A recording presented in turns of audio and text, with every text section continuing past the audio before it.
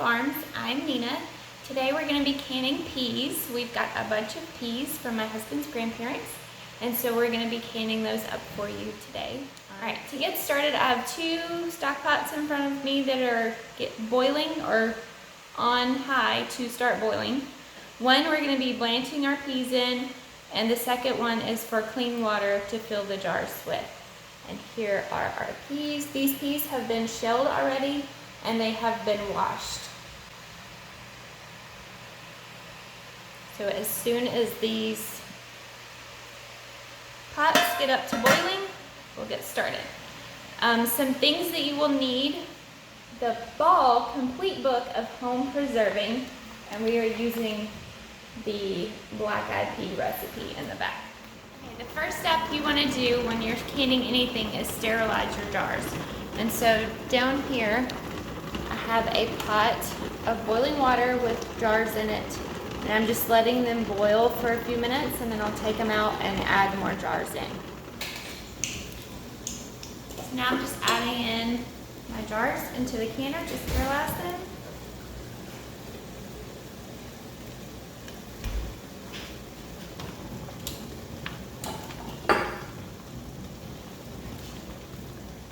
Once you get your jars sterilized, you want to put them into a warm oven. I just set my oven on about 180 degrees and let it sit there.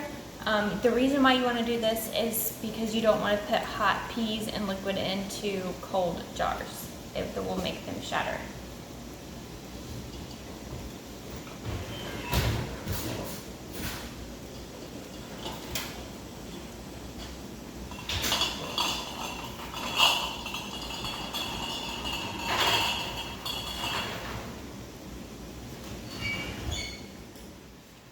Daniel is loading the peas into the stock pot, and we're going to blanch them for 3 minutes and then take them out.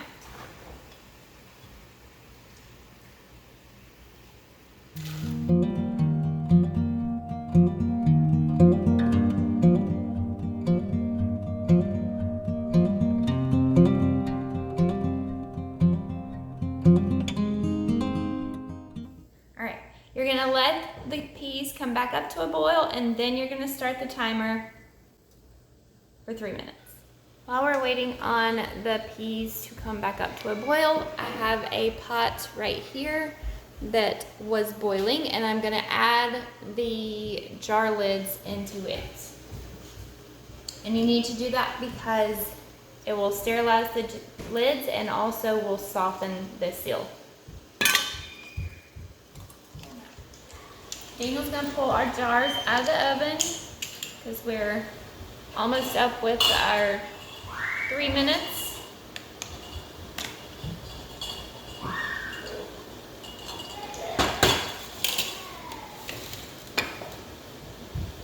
We are gonna need a cannon funnel.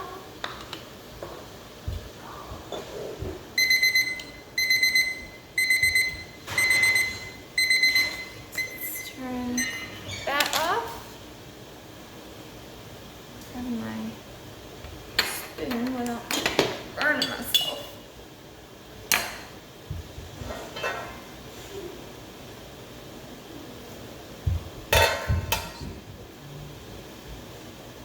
He's removing the foam off the top.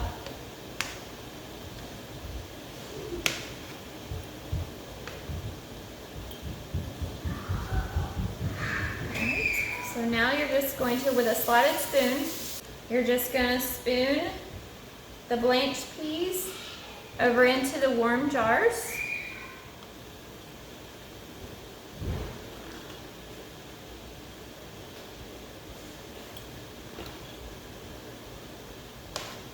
And we are doing quart jars today. I'm not going to fill them completely to the top because my family won't eat them all if we open one jar, so we'll have extras. So I'm gonna leave a little bit in the top and we'll just fill it to the rest with water. So you're just gonna keep doing this until you have all the peas in the jar. And we are doing a hot pack method, so you don't have to worry about cooling these peas. before you put them into the jar, because we're doing hot pack. If you were to freeze them, you would need to cool them. But since we're canning today, we're not gonna worry about it.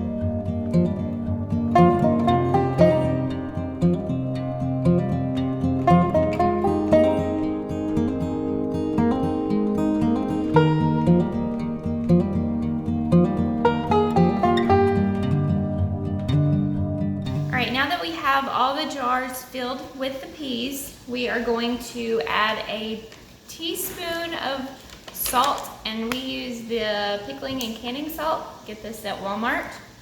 So we're just going to add a teaspoon of that to each jar.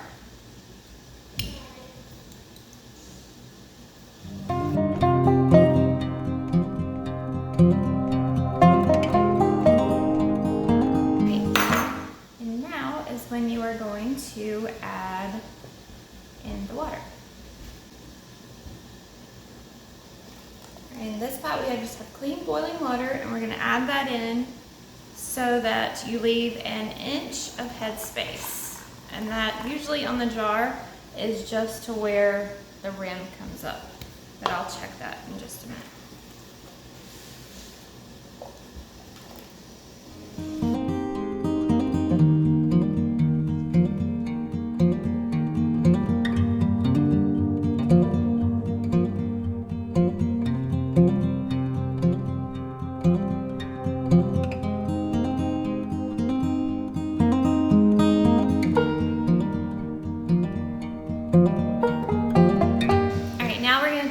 Our headspace tester, it's a little, if you can see it, it's a little stair step device that comes in any canning kit that you get, and it's got the markers for 1/4, 1/2, 3/4, and 1 inch. So like I said, for quarts you want to have 1 inch of headspace. So I'm going to just check that now and then fill the jars accordingly to make sure that they have 1 inch of headspace.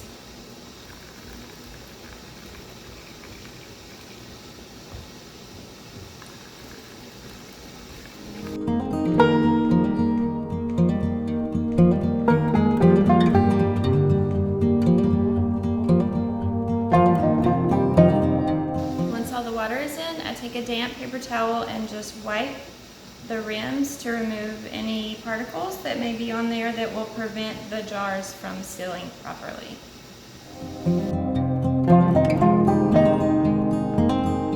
Now I'm going to take the jar lids out of this pot and transfer them over to the top of the jars, and this is just a little stick with the magnet that comes with the canning kits that you can buy at any of the stores.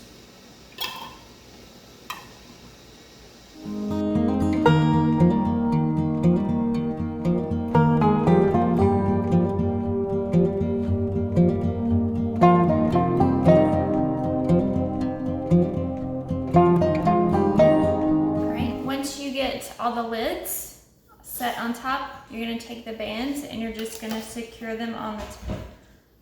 You just want to do fingertip tightness. They don't need to be too tight.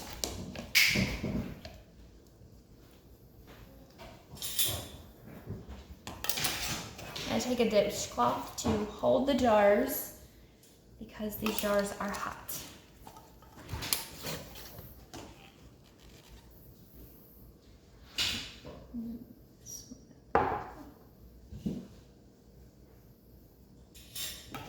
And while I'm doing this, Daniel is outside getting our canner set up. We do the canning process outside on our fish cooker. We used to do it inside, and it just, our kitchen and our house gets really, really hot in the summer. So we have a fish cooker and a propane tank, and so we found that that's the best way to do that, because these will need to run for a good amount of time. All right, we're ready to move outside.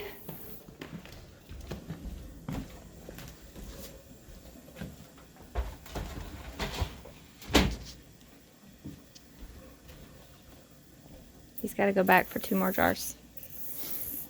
So as I said earlier, he just has a fish cooker with a propane tank. And he's going to explain to you about the setup. Alright, while Nina was inside getting all the feeds prepped, I got the pressure cooker out. Got about 2 to 3 inches of water in the bottom of it. A little splash of white vinegar is in there, and I've since brought it up to a boil. We'll go ahead and add our jars. Put the lid on. Bring it up to a full rolling boil, and then we'll see the process from there.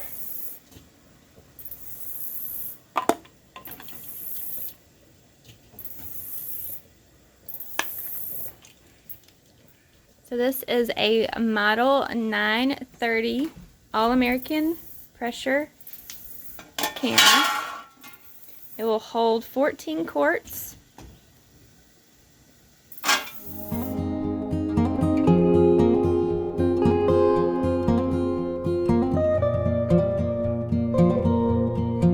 Alright, so once you get your jars in there, you're going to put the lid on. There's a little mark here on the lid. There's also a little notch here on the pot. You line up the lid with that notch and give it a slight twist. There's little catches here.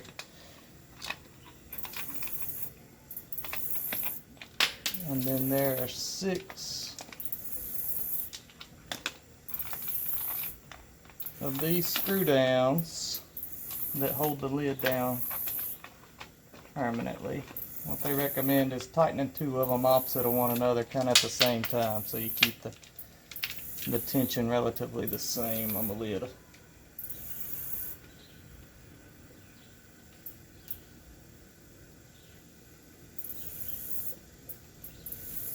I'll then turn the gas pressure up. We'll get a good flame going. Once we have a head of steam coming out of the vent hole there, we're going to let that vent for about 10 minutes. Once it's vented for 10 minutes, we'll put our weighted gauge on there at 10 psi and watch the needle rise to 10 psi before we start our timer. And these will go for 50 minutes. Is that correct? Yes, 50 minutes for quarts. All right. Alright, so now we got a little head of steam coming out of the vent there. You can see it ever so slightly. What we're going to do is let that keep going for about 10 minutes that way before we put the weighted gauge on top of it. Alright, so we've been venting for 10 minutes now. If you look at the weighted gauge, it's got a 5, a 10, and a 15. Here in Georgia where we're at, the elevation's about 800 feet, so the recommended pressure is 10 psi. I'll go ahead and put the weighted gauge on here. I'm going to keep the gas at high pressure right now. Let the flame basically burn hot until we build up to 10 psi on the gauge. Once we build up to 10 psi on this gauge, you'll see this weighted gauge start rising up and wobbling ever so often. What the instructions say is that you want that gauge to wobble about once every 15 seconds or so. So 4 times a minute whenever you have the pressure set just so. So once we get up to 10 psi, I'll start turning my flame back some until I just get that gauge to wobble ever so slightly, and then we will start the timer as soon as we hit 10 psi. We'll run for 50 minutes. If you look at the gauge there, the 10 psi corresponds to 240 degrees, if you can see that right there at the top. So that's the actual temperature that the product's going to be cooked at, is 240 degrees.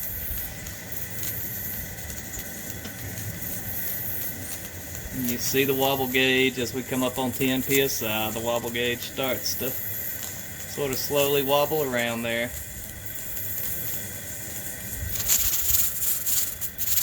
Alright, I'm going to start the timer. Now I'll start adjusting my flame till that happens about once every 15 or 20 seconds or so.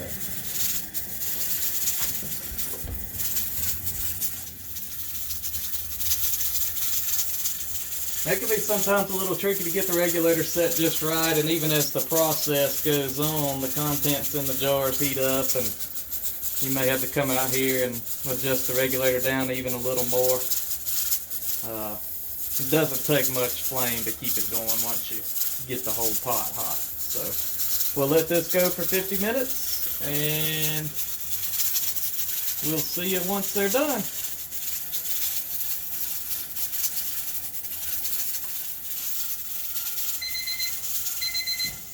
Alright, so our 50 minutes is up now. We're just going to turn the flame off. And what we'll do is let this pressure bleed off naturally over time. The pressure will slowly bleed off. Once it gets all the way down to 0, the pressure relieves. We'll take the lid off and remove the jars. Alright, so we come back whenever all the pressure has been bled off, and we just let that occur naturally. And then once the pressure's gone, we can take the weighted gauge off, verify that there's no steam or anything left. We'll loosen our lid up.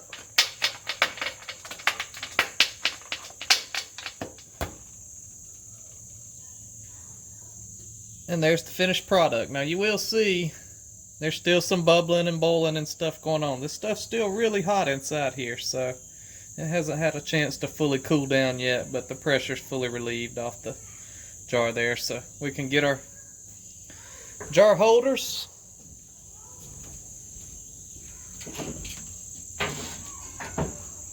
Go ahead and take these things out and carry them in the house. There's your finished product. Pink-eyed purple hull peas. Ooh, there's still one. Carry them in the house.